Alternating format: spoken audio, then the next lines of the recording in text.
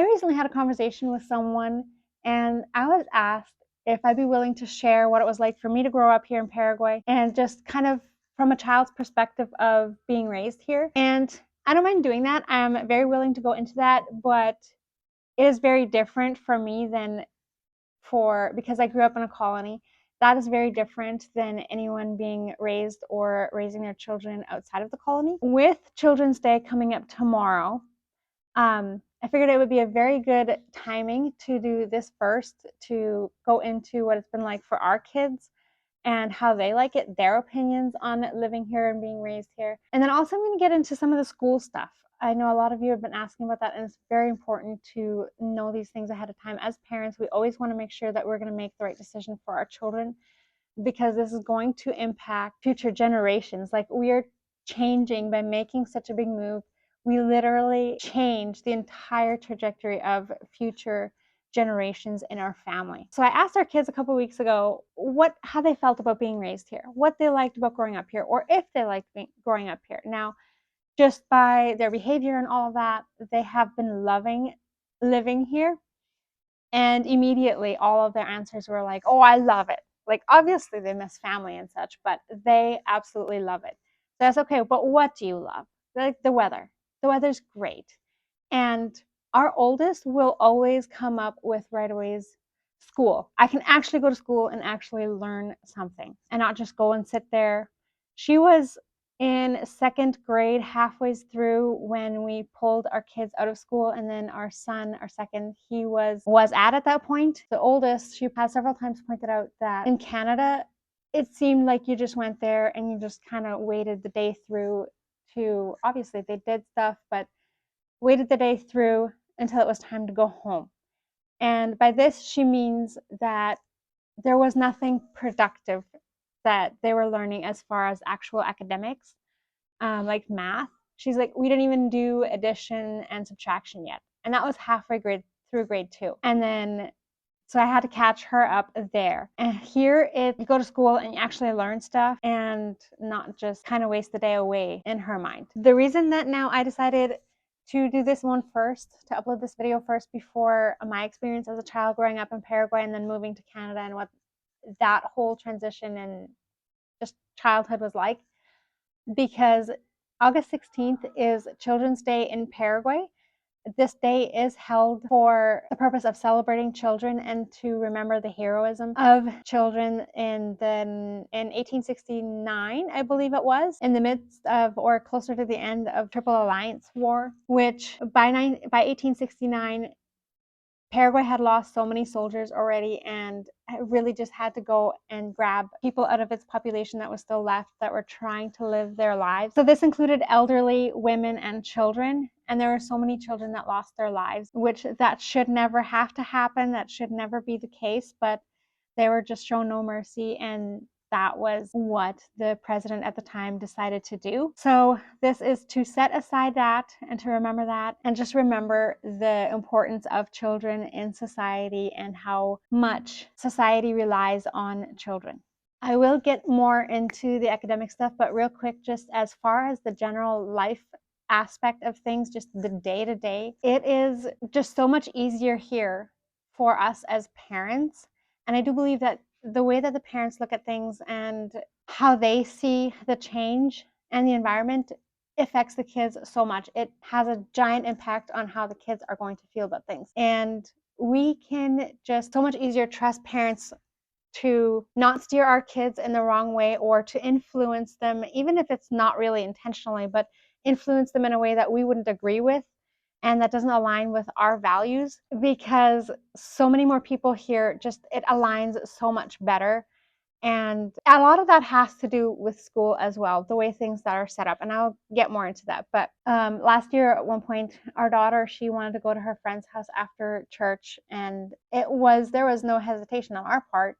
I was like, yeah, sure, you can go ahead. And later in the day when we picked her up, she figured, you would never let me do that in Canada.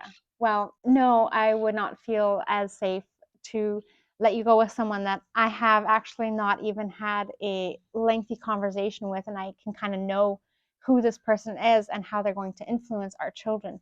Like you just feel a lot safer that it is going to be something that you're going to be okay with. And as far as this stretch where we live, it's about 100 meters wide by 1 kilometer long. It's a development that within this stretch, there is only Mennonites that have moved out of the colony or have come back from places like Canada. I think all of them that have come back from anywhere are back from Canada.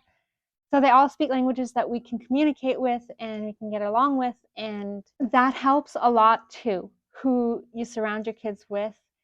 And then anyone around in the area, like we, as a lot of you know, just down the road, we have a little corner grocery store. And a lot of our customers are Hispanic because we are surrounded by Hispanics. And even them, our kids have never felt out of place around them whenever they cross paths. And it's just, even though we don't integrate too much because their lifestyle and their culture is quite a bit different. I mean, some of the values align, but is quite a bit different than what we are used to and our kids are used to. They have never felt out of place or anything like that. They always smile at our kids. They're always happy to see them. You just feel the sense of freedom and safety. And then even like I can let our kids walk 400 meters to the store on their own if I need to. I mean, our youngest is almost 7 and I haven't allowed her too much yet, but I can see almost all the way down there. And so I can keep an eye on her, but just that sense of I don't need to be worried about the wrong person is going to pass by and something's going to happen to my child.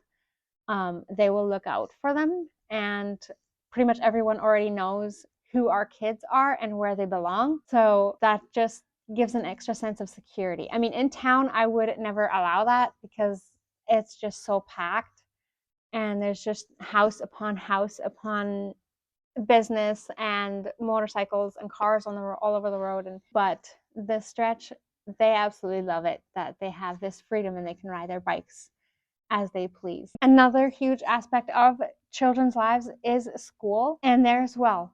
As soon as they got there, the teachers did their best to try and kind of sit them beside kids that they were going to work best with. There's a few kids in a few of the classes that speak a little bit of English.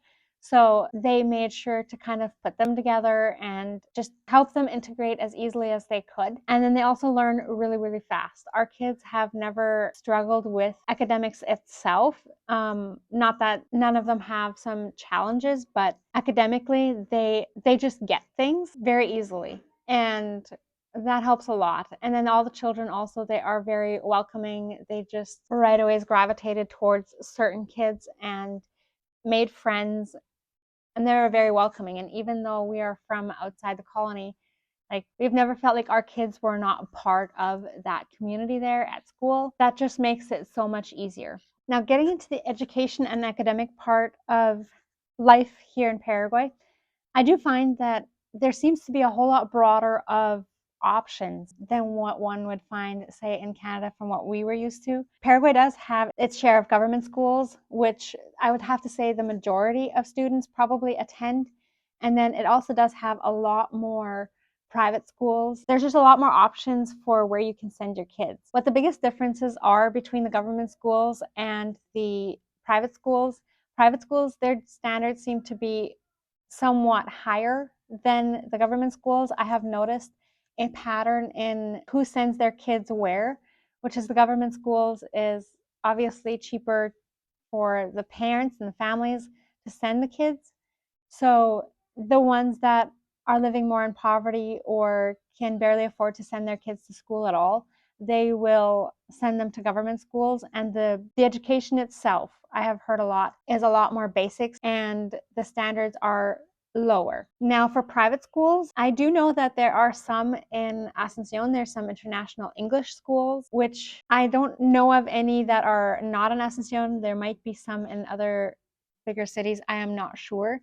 But in our area here, there is one in town that would be apart from the colony that also works a lot with a school that our kids go to inside the colony, which is also a private school. For those schools, you can kind of pick and choose a lot more depending on what your values are and what school kind of works best for your family and teaches what is important to you. For instance, one of the things that the school where our kids attend, one of the focuses that they put on other than academic is simply teaching the kids responsibility, accountability, and working together as a community.